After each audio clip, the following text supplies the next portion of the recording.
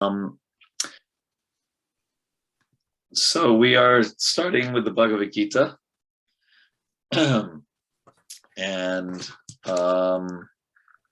I want you all to have the study guide. I don't know if you may already have it from when we did Nectar Devotion. Yes, we have the study guide. Okay, so please refer to that because the homeworks are there. I think beginning on page 83, is it? Yes. Yeah, and we probably slightly different, but we have the 82. Yeah, 82, page 82.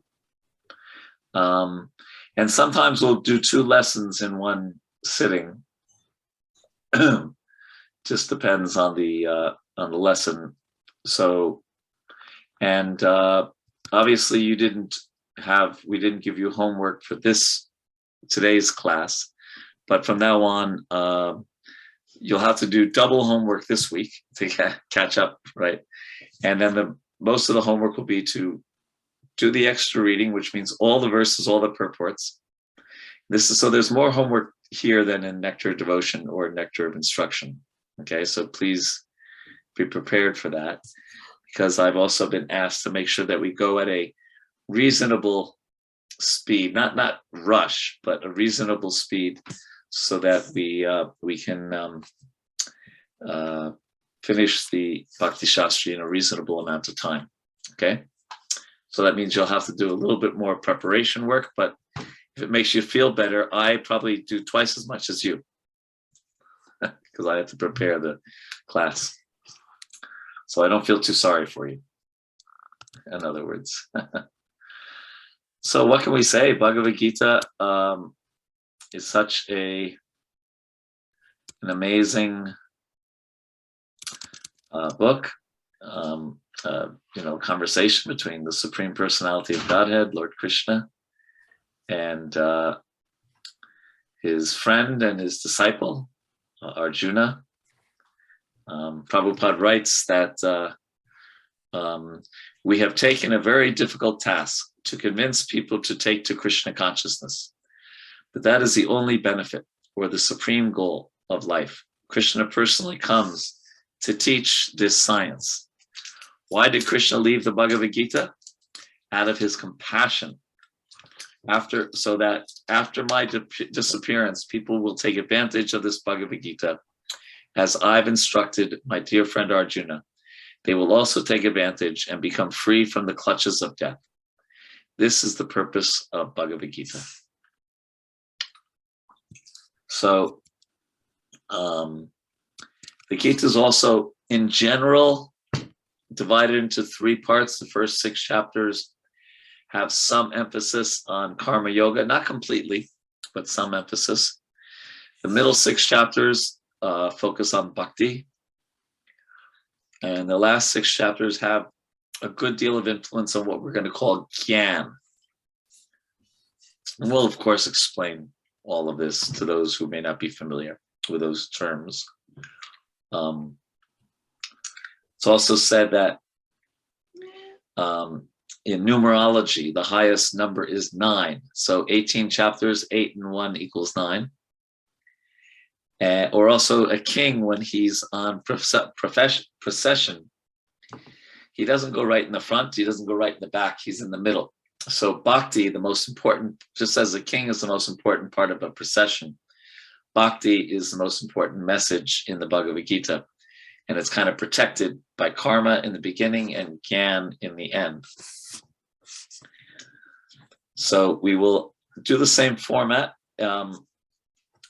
as before, and anytime you have a question, you can either put it in the chat or go off of mute and ask questions. So we'll keep that kind of informal process. And I realize that today's lesson, you will not have read, at least most of you may not have read the purports, but that's okay. This is kind of like the first 27 verses are like a mini Mahabharata. And my assumption is that for most of you growing up in India, you have some familiarity with the names, just to doom the Duryodhana, Dhritarashtra, Arjuna, Karna, Bhishma, Bhima. Please note that when we teach this in the West, people see these names and they go like, what? Especially all the names that begin with a D, Dhritarashtra, Dhritarashtra, Duryodhana. It can be very confusing for someone who's not brought up hearing about the Mahabharata. And speaking of the Mahabharata, Bhagavad Gita is only one little part. It's only 700 verses in this huge. But as you know, it's so the battle's about to begin, and the reader of the Mahabharata has, up to this point, has heard about all this different things that have taken place, and all the intrigue and all the politics and love and hate and all these different things. And so when we get to the Bhagavad Gita, the reader of the Mahabharata is kind of on the edge of their seat saying, who's going to win? They're really curious. Who's going to win? And so right when they're full attention, the battle's about to begin, then Krishna places the philosophy to give us eternity. So it's a very specific placement of the Bhagavad Gita within the greater Mahabharata. Okay. So any questions or comments before we begin?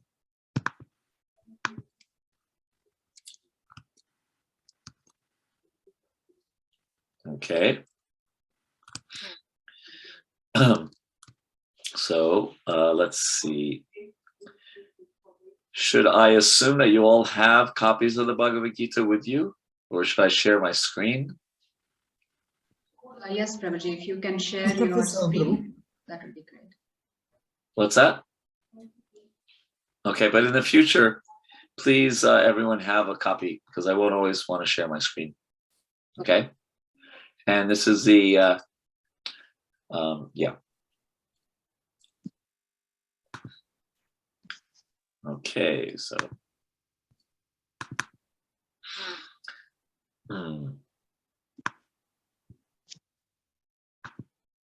So Dhritarashtra said, O Sanjaya, after my sons and the sons of Pandu assembled in the place of pilgrimage at Kurukshetra, desiring to fight, what did they do? And so here you're seeing Dhritarashtra's mindset. So the first, it's very interesting, the first person talking in the Bhagavad Gita is Dhritarashtra. And he says,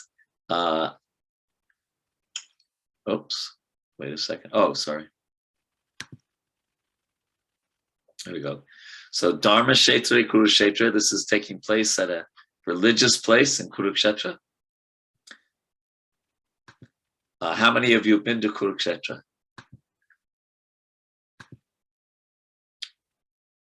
Anyone? Yes, Prabhu, I have visited.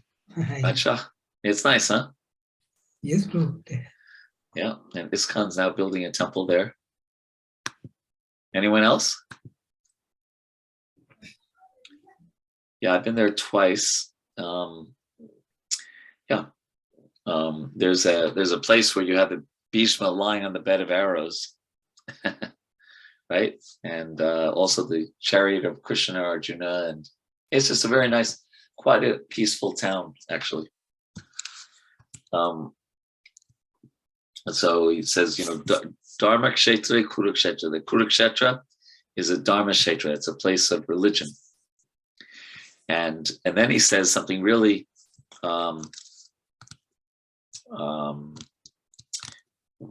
what's the word? Showing his mindset when he says, Mamaka Pandavas Chaiva, that Mamaka, my people, my party, my sons, and then Pandu, sons of Pandu, even though they're all both Kauravas, as you know, he says, what did they do? So he wants to know what happened. And in the purport, Prabhupada also mentioned that he's hoping that the influence of the Dharma Kshetra will not will not favor the Pandavas, because he knows the Pandavas are religious and his sons, tend to be a bit rascalish. Right. And what's happening is, I think you all know this story also, that Sanjaya is actually in Hastinapur. He's not in Kurukshetra, but by the mercy of his spiritual master Vyasadeva, he has, as Prabhupada calls it, spiritual television. And he could see all, it's a huge, vast battlefield, but he can see all the different parts. It's almost like, CCTV all over the place, so to speak. And so that's why he's saying he's there peacefully in Hastinapur, and he's talking to Sanjay, and he says, what's happening, basically.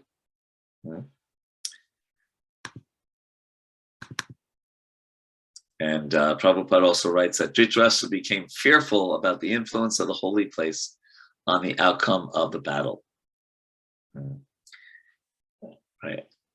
So in the second verse, Sanjaya said, "O king, after looking over the army arrayed in military formation by the sons of Pandu, King Duryodhana went to his teacher and spoke the following words." So who's his teacher?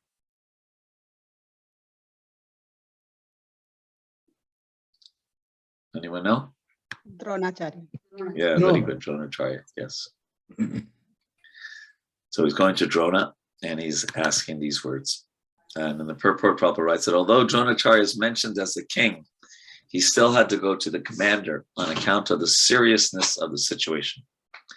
He was therefore quite fit to be a politician, but Duryodhana's diplomatic veneer could not disguise the fear he felt when he saw the military arrangement of the Pandavas.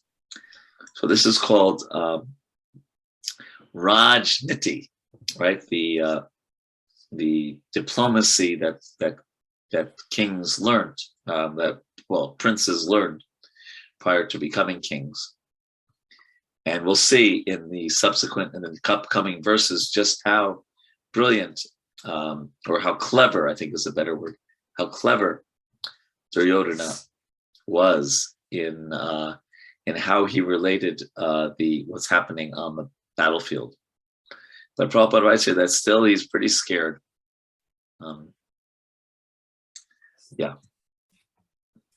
So text 3. "O my teacher," so it means O Drona, "behold the great army of the sons of Pandu, so expertly arranged by your intelligent disciple, the son of Drupada." Okay, so this is an example of his Rajniti, that he was a great politician, and he could have said Drishtadyumna's name directly, but instead he said he called him the son of Drupada. And I assume many of you know this story, but I'll tell it briefly, that Drupada and Drona were great enemies. And what's often true in the world is that they started as great friends. They went to Gurukula together. Drona, the son of a very poor Brahmana, and Drupada, the prince. And although they came from very, very different backgrounds, they became fast friends. And in a moment of affection, Drupada says to Drona that when we grow up, when I inherit the kingdom, I'll give half of it to you. And Drona remembered this, right? And so in the Mahabharata, it talks about how after they had graduated, they both entered Grihastha life. Drona one day saw his son crying for milk. And Drona was so poor that he couldn't afford to buy milk for his child. And then Drona remembered Drupada's promise. And he said, "Oh, let me go to my dear friend Drupada and beg a cow from him." So Drona arrived at Drupada's palace, but he was not very nicely received. Drupada said, "I am your friend? friendship can be recognized only amongst equals. Get out of here immediately. So Drona vowed to take revenge, and later he trained both the Kurus and the Pandavas in the military arts, and he asked for some Guru Dakshina. He said, capture Drupada and bring him before me. Right? You probably remember this story. So the Kauravas were unsuccessful at first, and Drona was really kind of like, not very happy. He was very embarrassed. But then Arjuna came up to his guru and said, and all the Pandavas were behind Arjuna, and they said, this, we will take care. And they did. Arjuna captured and bound Drupada in ropes after, a big, big battle. And he carried him to Dronacharya's feet. And Dronacharya took half the kingdom, and their animosity, their anger between each other really grew. So much so that Drupada then, he did a sacrifice to attain a son who would kill Drona. And that son is Drishtadyumna.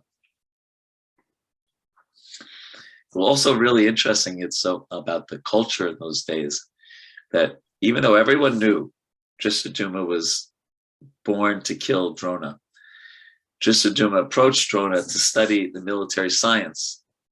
And Drona said yes. And he taught him. He didn't hesitate. He was such a liberal Brahmana.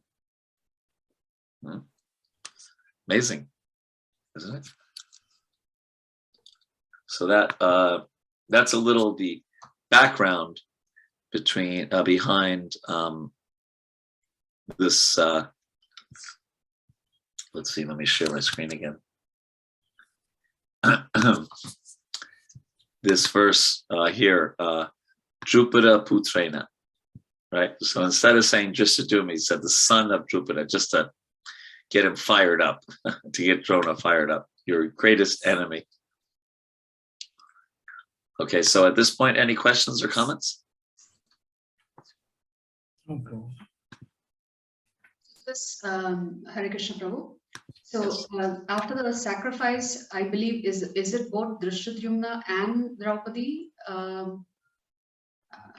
who come as the children of Well, Draupadi is Drupada's daughter.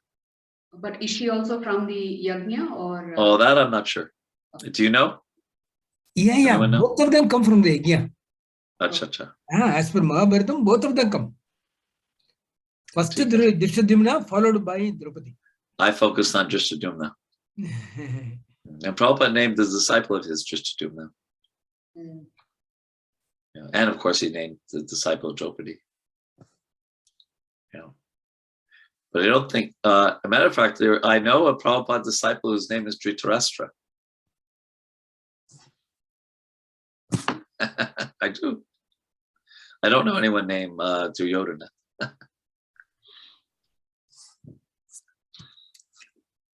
Any other questions, comments? Okay.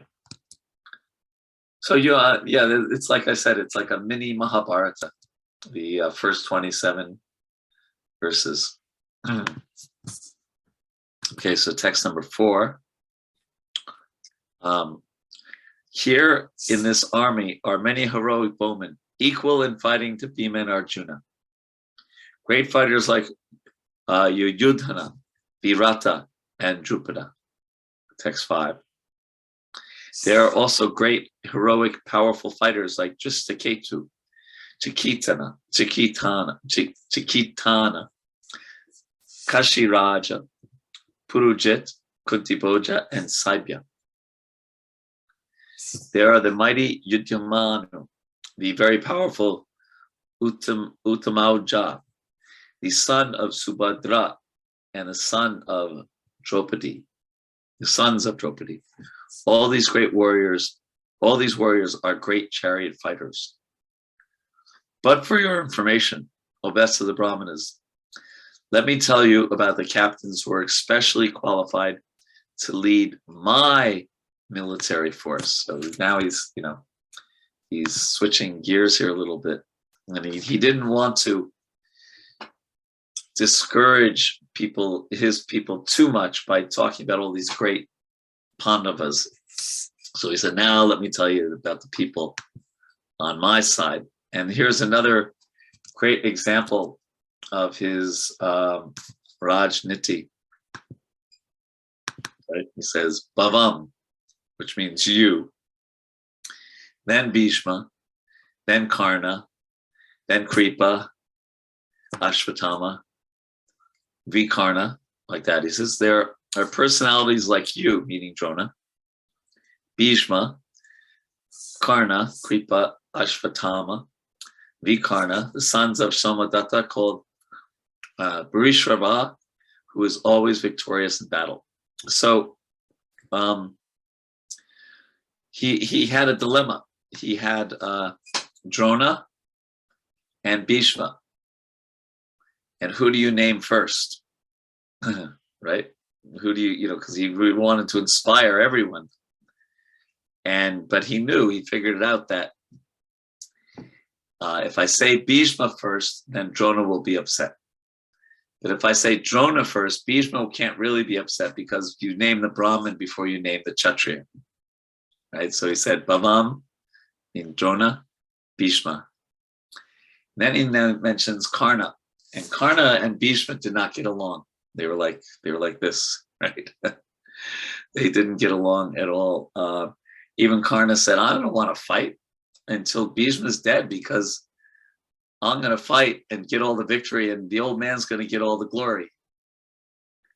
So he named him third. And one of the interesting names in this verse is Vikarna, because Vikarna was one of Duryodhana's brothers, but he wasn't a very important person. But there was one thing that was important about him. He was thinking of going on to the other side. And you see sometimes that defection from one side to the other happened in the Vedic times. And so by naming him, he thought that would help him stay on his side. Oh, no, you're very important. You have to stay here. So again, Duryodhana, I get my D's mixed up also. Duryodhana was very smart at all this. Okay. Continue. There are many other heroes who are prepared to lay down their lives for my sake. All of them are well equipped with different kinds of weapons, and all are experienced in the military science. And Prabhupada writes, in other words, it is already, but as far as the others are concerned, like Jayadrata, Kritavarma, Salya, all are determined to lay down their lives for Duryodhana's sake. In other words, it is already concluded that all of them would die in the battle of Kurukshetra for joining the party of the sinful Duryodhana. And they did indeed do that. Now, our strength is immeasurable, and we are perfectly protected by grandfather Bhishma, whereas the strength of the Pandavas, carefully protected by Bhima, is limited. Prabhupada writes, on the other hand, the forces of the Pandavas are limited, being protected by a less experienced general, Bhima, who is like a fig in the presence of Bhishma. And I don't know if you know this, but so does anyone know who is an incarnation of Bhima in later times? Anyone? I should make sure I put this on the test. Madhvacharya. Yes, Madhvacharya, very good. So when the Madhvas read this purport, they were upset with Prabhupada because Prabhupada called Bhima a fig compared to Bhishma. I don't know how seriously upset they were, but they that's their guru, and calling him like, a fig. It's a very interesting, a fig is a nice fruit, right? But, compared to Bhishma, Prabhupada said he was a fig. So I always thought that was very interesting. I learned that when I was in South India one time.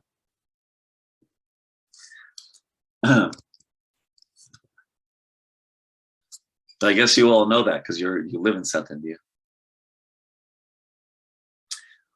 Okay, so continuing.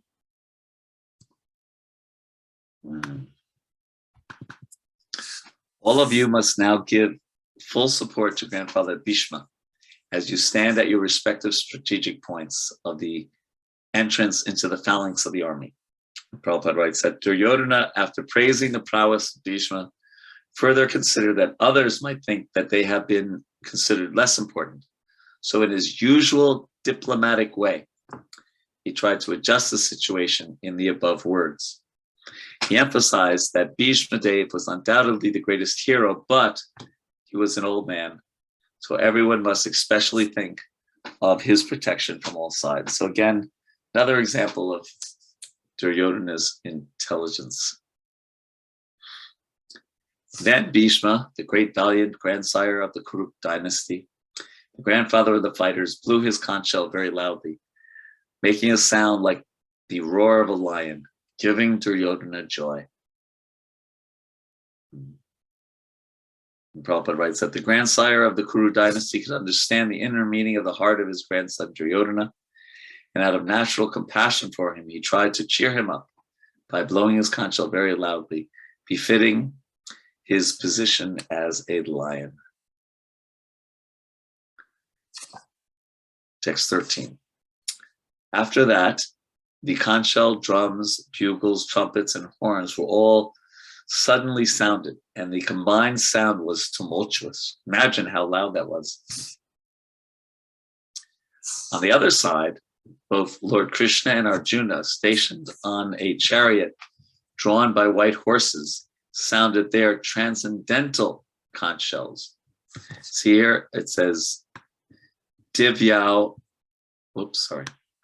Divyao's Sankyao. So transcendental. The other conch shells were not called transcendental.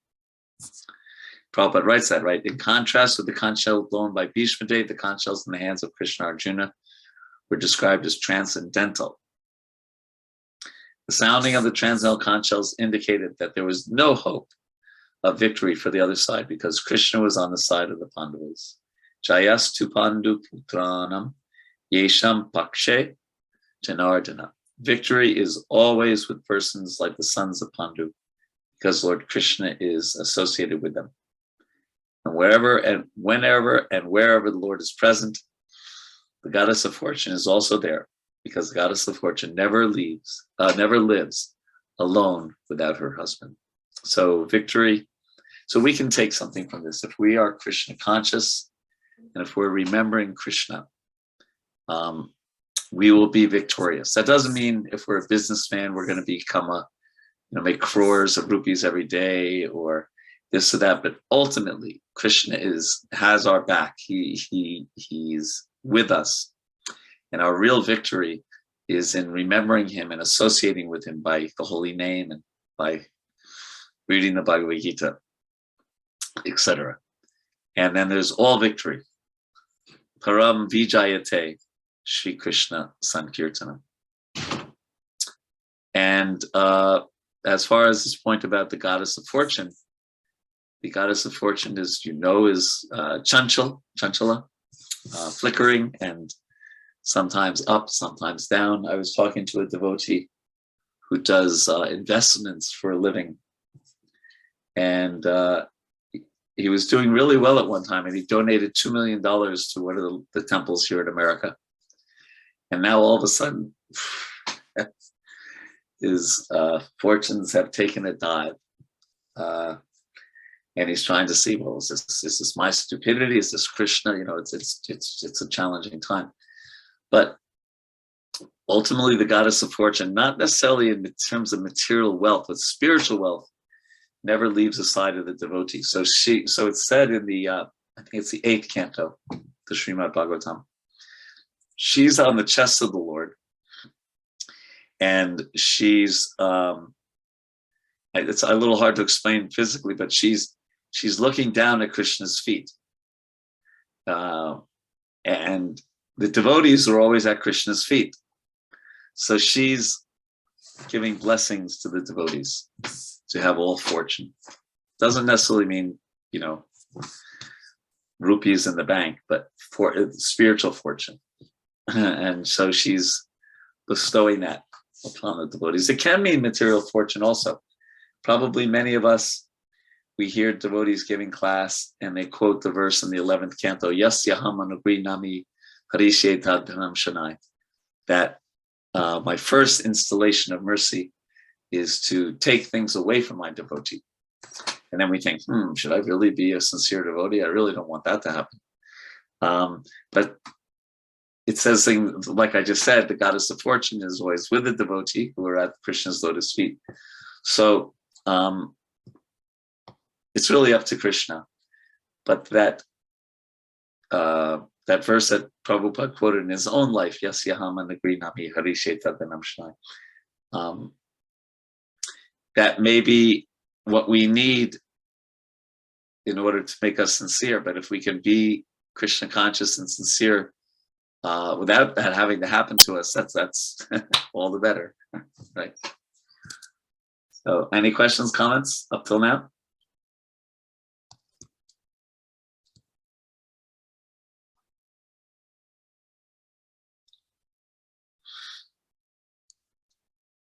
Okay.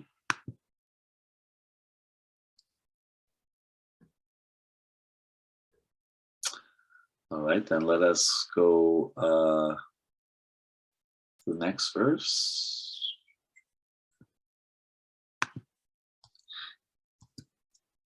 And share my screen.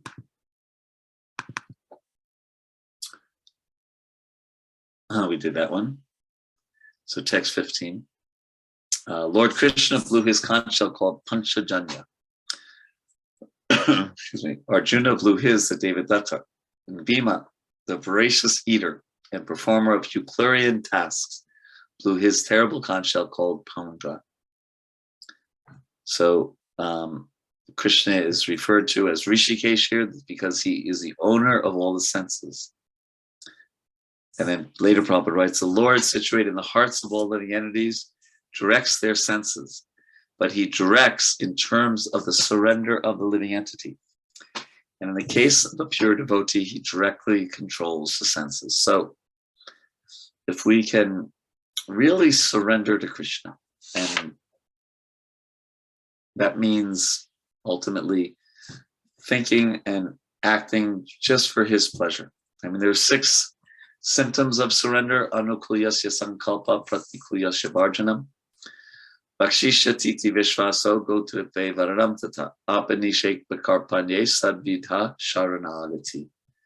That Sharanagati or surrender happens by accepting everything that is favorable for Krishna consciousness, rejecting things that are unfavorable, thinking of Krishna as our protector, thinking of Krishna as our maintainer, having true humility and being a soul surrendered. And Sadvidhi Sharanagati, this is surrender. So it's we are works in progress. We are not fully surrendered yet, but if we keep going in the right direction, we will be one day, and then Krishna will directly control our senses.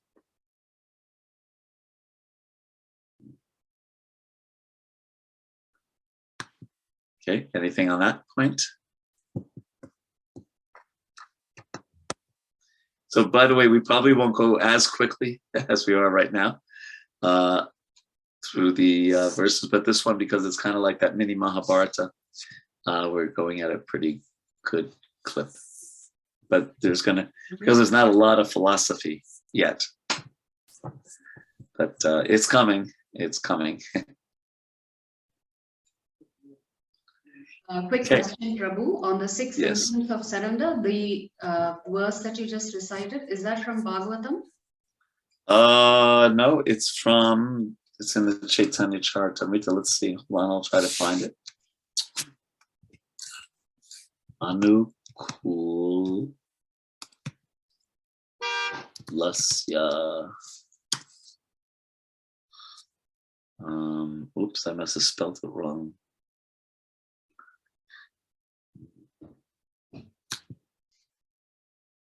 Oh, it's okay. Madhya 2297. So let's find that. 297.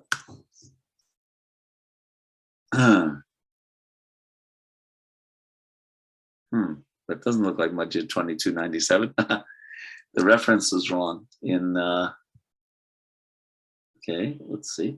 I'll find it. Give me a second here. 22.9 here. That's the wrong reference. Let's see. What else do we have? Anukuyas. Pratikuyam. Let me try that.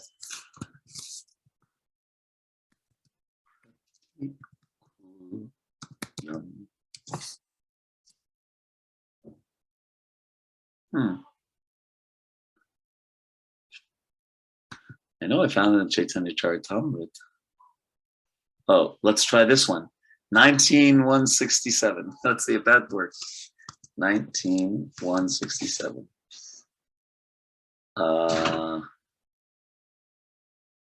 Gosh, no, that's Anyabilashitashnyam. Now you really got me questioning. I have to find this now.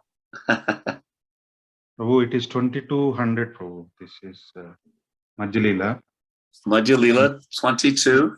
100. Anukulasya Sankalpa Pratikulasya Vajjam. Thank you. You have found it. Yes. Thank you very much, Prabhu. Yes, and let's see if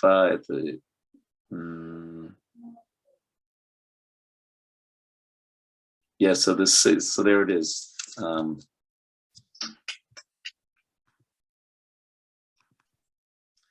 Anukuyasya sankalpa pratikuyasya varjanam rakshishya titi vishvaso gotrate varanam tata ama nikshepa karpanye sadvidha sharanagati. The 6 divisions of surrender are the acceptance of those things favorable to devotional service, the rejection of unfavorable things, the conviction that Krishna will give protection, the acceptance of the Lord as one's guardian or master, full surrender, and humility. And then there's quite a nice purport in on this point. And I believe this is spoken by Chaitanya Mahaprabhu. That answer your question? Yes, Prabhu, thank you. Okay. Took a little while. It took us a little while to find it, but we found it. Okay, what are we? I think we're up to 16 to 18. Okay. King Yudhisthira, the son of Kunti, blew his conch shell, the Ananta Vijaya, and Nakula and Sahadev blew the Sughosh and Mani Pushpaka. That great archer, the king of Kashi, the great fighter Sikandi, Drishtadyumna, Virata, the unconquerable Satyaki, Drupada, the sons of Draupadi, and others, O king, such as the mighty armed son of Subhadra, all blew their respective conch shells. The blowing of these different conch shells became uproarious, vibrating both in the sky and on the earth. It shattered the hearts of the son of Dhritarashtra. So it gave some omen, this is going to be not easy for Duryodhana and company. So at that time, Arjuna, the son of Pandu, seated in the chariot, bearing the flag marked with Hanuman, took up his bow and prepared to shoot his arrows. O king, after looking at the sons of Dhritarashtra drawn in military array, Arjuna then spoke these words. And the Purport Prabhupada writes that Lord Krishna is Rama himself. And wherever Lord Rama is, his eternal servitor Hanuman and his eternal consort Sita, the goddess of fortune, are present. Therefore, Arjuna had no cause to fear any enemy whatsoever. And above all, the Lord of the senses, Lord Krishna, was personally present to give him direction. Thus, all good counsel was available to Arjuna in the matter of executing the battle. In such auspicious conditions, arranged by the Lord for his eternal devotee, lay the signs of assured victory. So I assume you probably also know the story of how the pastime of how Hanuman got to be on the flag of Arjuna. Right, it's mentioned in the Mahabharata that when Arjuna was going after the celestial weapons, the other Pandavas were wandering around Bhadaragashram, way up in the Himalayas, right? And they were on the Alakananda River, and Draupadi saw this beautiful, can you imagine, 1,000-petaled lotus flower that was like super, super fragrant. And she said, you know, Bhima, can you get me more of these? I'd like to offer them to King Yudhisthira. So Bhima followed the path of the river. And I think you know the story that he was on the path, and there was a monkey in the way. And he said, get out of my way. And the monkey said, oh, I'm very old. I can't move. Could you just move my tail? And then you can pass, right? Because, you know, culture showed that you wouldn't step over somebody, right? And his tail was in the way. And so this huge Bhima, like, he couldn't move the tail of this. It's like, what? He could defeat a whole army. He killed all the 100 sons of Dhritarashtra, but he couldn't move the tail. So then he, you know, first he was really like, who is this guy thing? You know, he figured, you know, with maybe his pinky, he could move the tail, you know, but he couldn't move it. And then he inquired, who are you? And they realized that they were brothers, that they were both sons of the sun god, the wind god. And Hanuman was very pleased with Bhima and said that at the battle of, during the battle, I will be on the flag of Arjuna. And when you cry out your loud cries, I will accompany them with other loud cries to put great fear into the hearts of the opponent. So, so you know, Bhima continues up the path and gets to the, I think you know, the lake where these 1,000-petal lotuses are coming from, and he starts to pick the lotuses for Draupadi, and the yaksha, it's the place of Kuvera, and the yakshas come out, yakshas and rakshasas come out and say, what are you doing? Who do you think you are? And you know, Bhima's a real kshatriya, right? So he says, you know, what do you think I'm doing? I'm picking lotus flowers. And they said, well, you can do that, but first you have to get permission. First you have to get permission from Kuvera. And Bhima showed his kshatriya nature. He said, permission? A kshatriya never asked permission from anyone. And he, you know, defeated all of them and took the flowers. Additional part of the story. So anyway, where it says here that at that time Arjuna, the son of Pandu, seated on the chariot bearing the flag marked with Hanuman. That's how Hanuman got there. Very sweet. So continuing then, 21 to 22. Show my screen again. Oh, so now this is getting interesting. Arjuna says, Senayor ubayor madhye rattam stapaya mechuta. What? He says, oh, Arjuna said, oh, infallible one, please draw my chariot between the two armies so that I may see those present here who desire to fight and with whom I must contend in this great trial of arms. And you can see I highlighted everything here pretty much. So although Lord Krishna is the Supreme Personality of God, out of his causeless mercy, he was engaged in the service of his friend. So isn't that sweet? He was serving his friend. He never fails in his affection for his devotees. And thus he is addressed here as infallible. So he never failed. If we could remember that all day long, would our life be different? Just that half sentence. He never fails in his affection for his devotees. As charioteer, he had to carry out the orders of Arjuna. And since he did not hesitate to do so, he is addressed as infallible. Although he had accepted the position of a charioteer for his devotee, his supreme position was not challenged. In all circumstances, he is the supreme personality of God at Rishikesh, the Lord of the total senses. The relationship between the Lord and his servitor is very sweet and transcendental. This is very beautiful writing here. The servitor is always ready to render service to the Lord.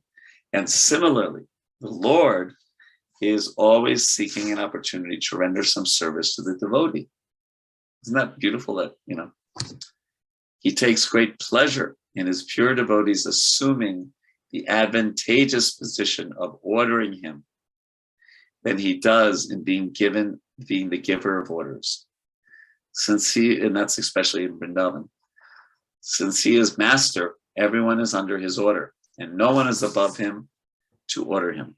But when he finds that a pure devotee is ordering him, he obtains transcendental pleasure, although he is the infallible master of all circumstances.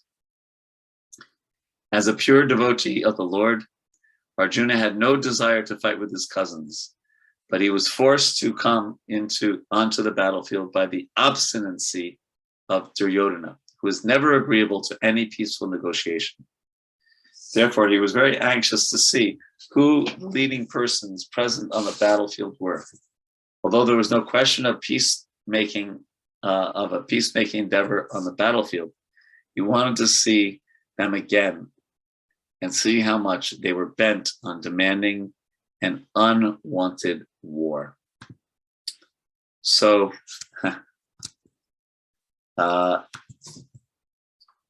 this is the first time we see Krishna in the Bhagavad Gita.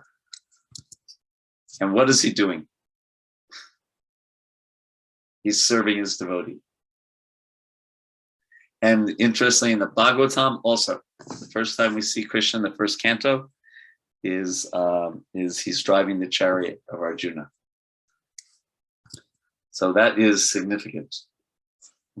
This is Krishna's glorious nature.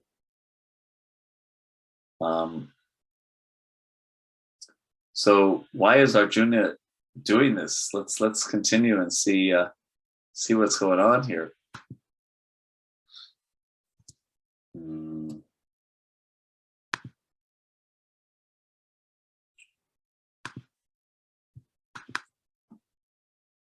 Next verse.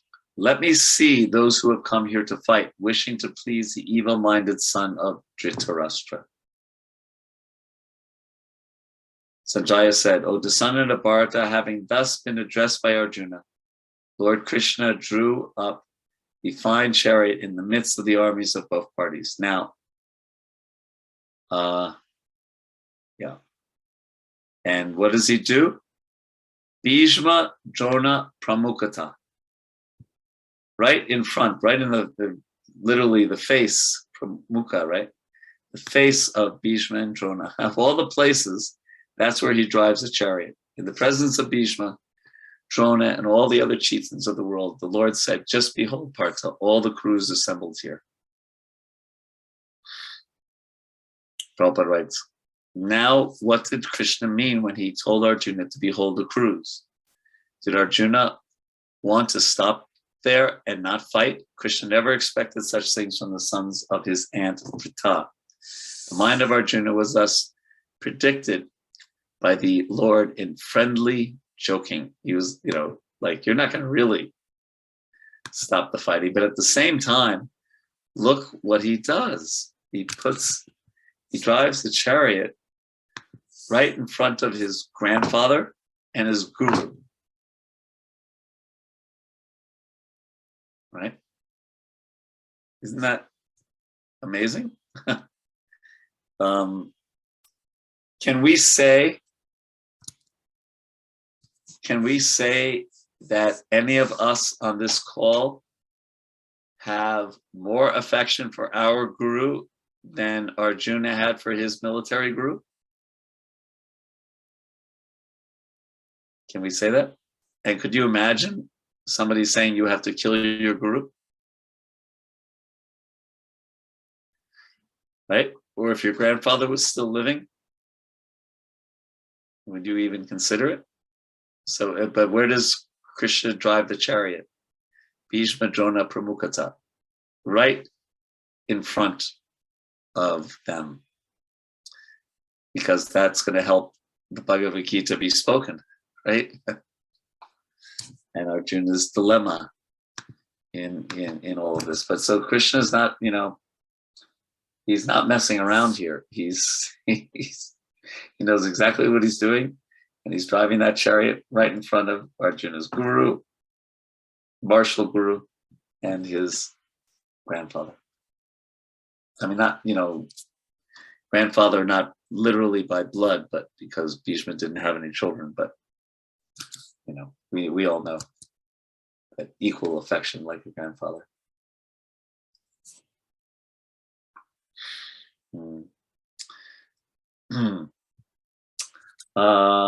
Let's just do 2 more verses and then see if we have any questions. So text 26. Sorry.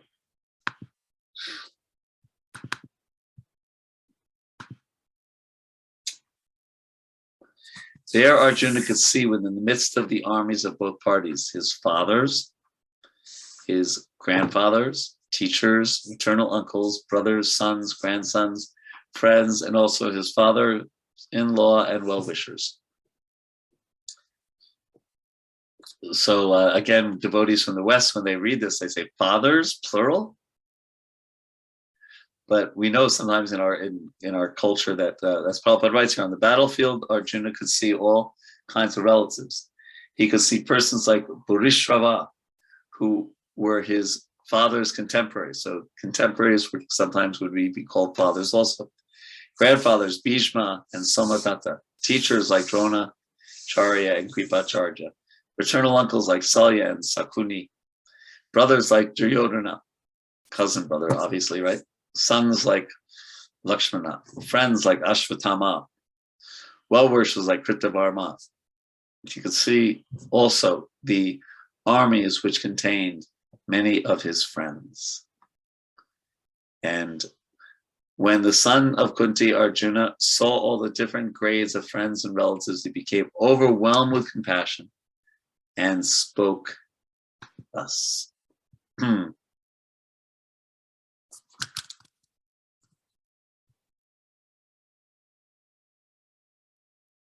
second.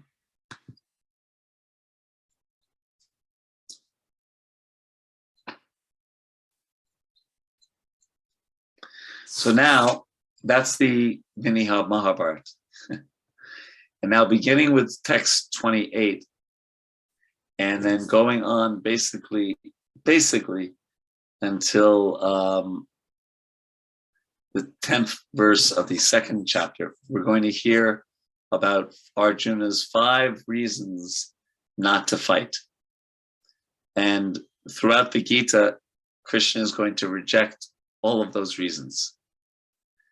One was about compassion, that Arjuna had great compassion for those he was going to kill. He didn't want to kill his loved ones. Another one was enjoyment, that how is he going to enjoy the kingdom if all the people he would kind of show it off to are dead?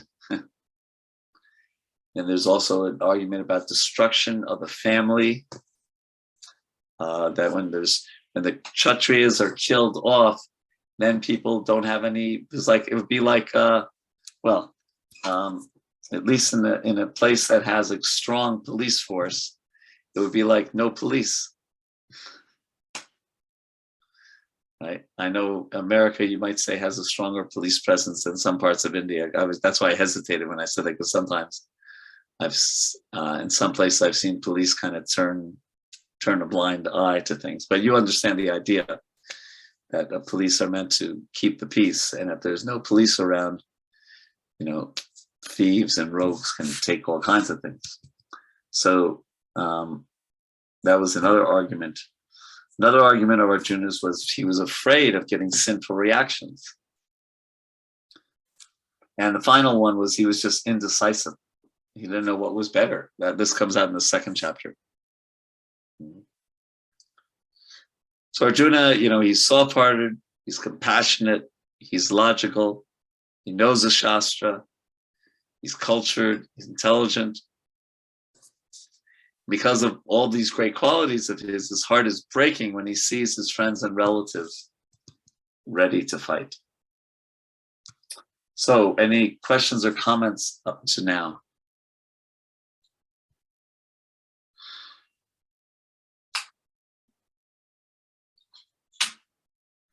So, I'm a little hesitant to go any further because I want you to not have to catch up too much. So what I prefer to do is ask you to read basically by next week the whole first chapter, because we're going to cover from 28 to 46, at least from 28 to 46. I read a lot of the purports. So at least please read all the verses and purports to 28 to 46, answer the questions, whatever page that was, 86 or whatever it was. 82 in your student handbook. And we will start getting into philosophy starting next week. So any questions, comments about the course, about what we studied today?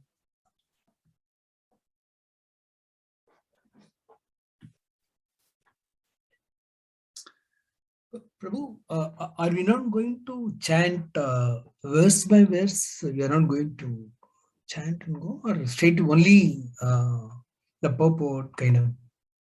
We did each verse. We read each verse. You mean the Sanskrit?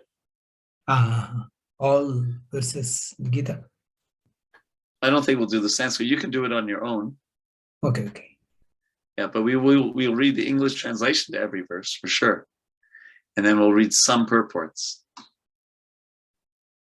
So that means the purport study is confined only to translation and purport, the important purport, that's all, right?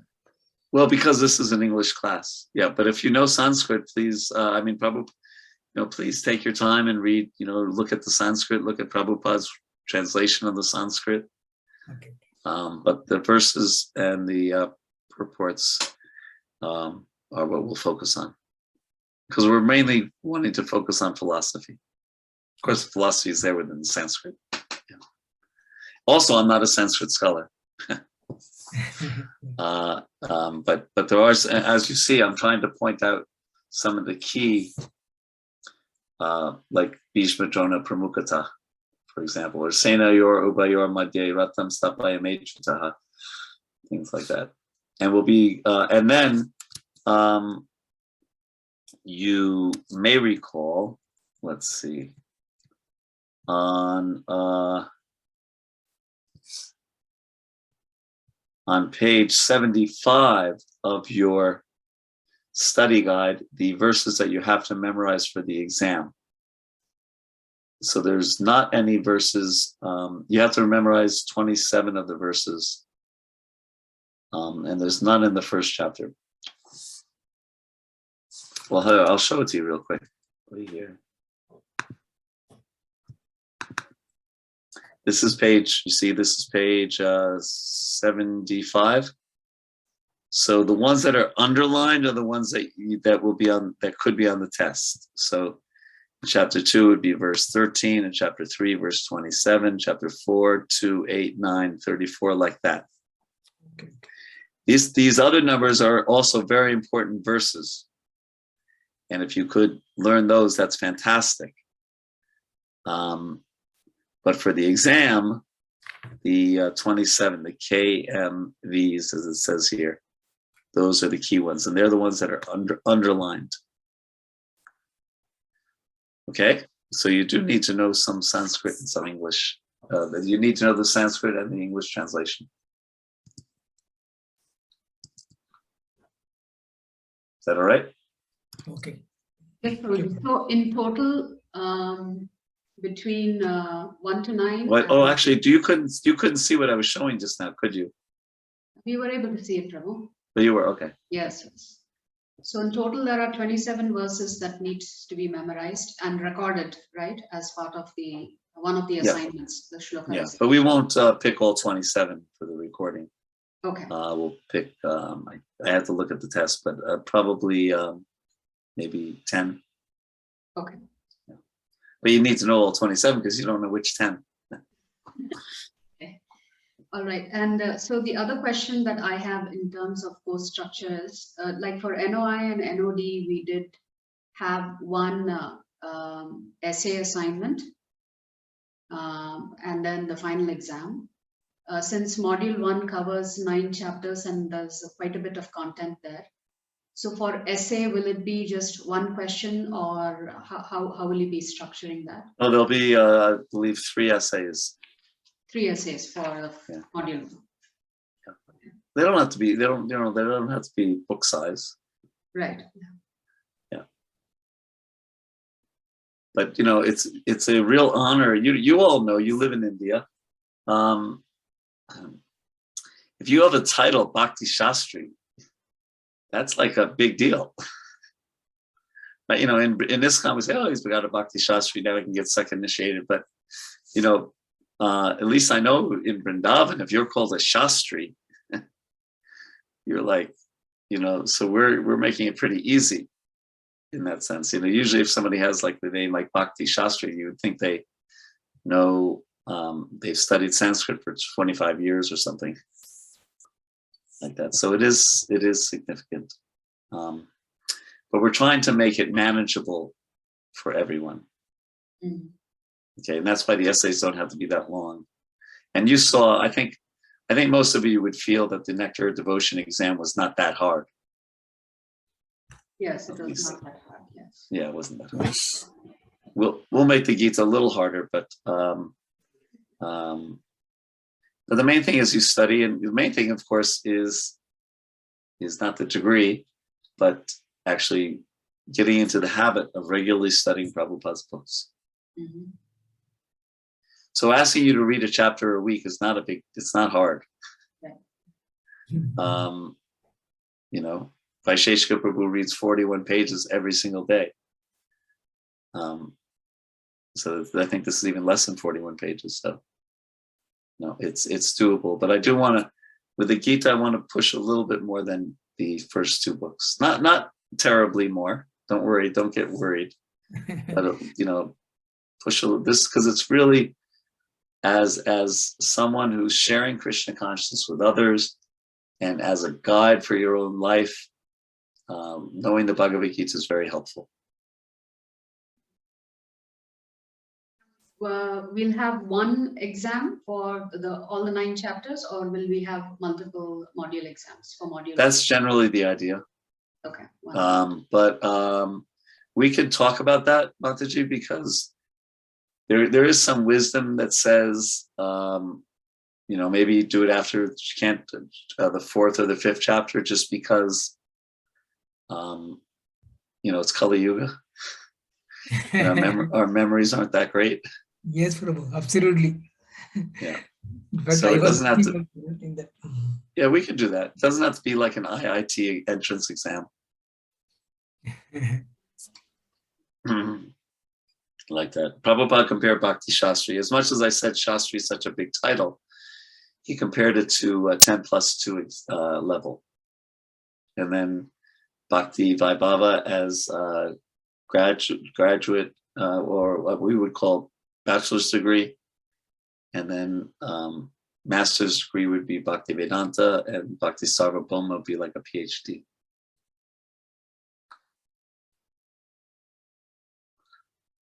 Okay. So I think we could end there unless there's more questions. Or if you have more questions, Matsuji, about the format of everything. Yes, so I did mention we have a WhatsApp group for the students, and I did mention that although we have posted the schedule for 20 weeks, that we should be flexible, that it may go over, because I think you had mentioned for the first module, you need 30 sessions, and then for the second module, around 31 sessions. The length of the class and the number of sessions is also going to be determined by the level of interaction also that happens between on the content that is being discussed. Yes. Yeah. Yes, and so let's see. You know, we just did 2 lessons just now, more than 2 lessons, Mm-hmm. right? Of course, like I said, when we start getting into philosophy, it will go a little slower. But yeah, there's in the study guide, it says that there's 38 lessons in from chapters 1 to 9. And if we do, obviously, if we do at this pace, two per week, then it would be only what, 19. 19, yeah. But so let's say maybe 25, and we'll. I know some people like to have exact numbers, but I can't. I have to see, like I said, depending on how many questions you have. Sometimes, and also, you know, there may be times when I'm traveling, Yes. something like that, or a big festival, or you know, like we didn't do anything last week. It was Jaipataka Maharaj's Vyasa Puja, right? Recently, Mhm. yeah. So things like that. So yeah, 30 maybe 30 may actually work in terms of, you know, giving some leeway for losing my voice or whatever. Mhm. I'm very, very happy to be with you all again. It's been a while. Yes, thank you, Prabhu. And our apologies. We had some challenges on our side to manage everything, but I think we Koi should- Bhagni. Yeah. No problem at all. Yeah, this is great. Because you are serving me by allowing me to study the Bhagavad Gita. Yeah. So I appreciate it. This So is Vancha the Kalp- module that we've been all waiting for most. Yeah. Yes. Yeah. So, And we'll talk, Mataji, let me, send me a quick like WhatsApp chat about, and then I'll connect you with Prema Charangani. okay. And she's a great teacher, by the way, you'll love her. Very, very scholarly devotee. Not sure what part of India she's from originally. She's a disciple of His Holiness Romapad Maharaj. And very senior devotee, actually. Yeah. When I have questions, I call her. So thank you, Prabhu. Vancha kalpa tarubhyascha kripa sindhubhyascha patitanam pavanam. Jai Srila Prabhupada ki jai. Jai. But-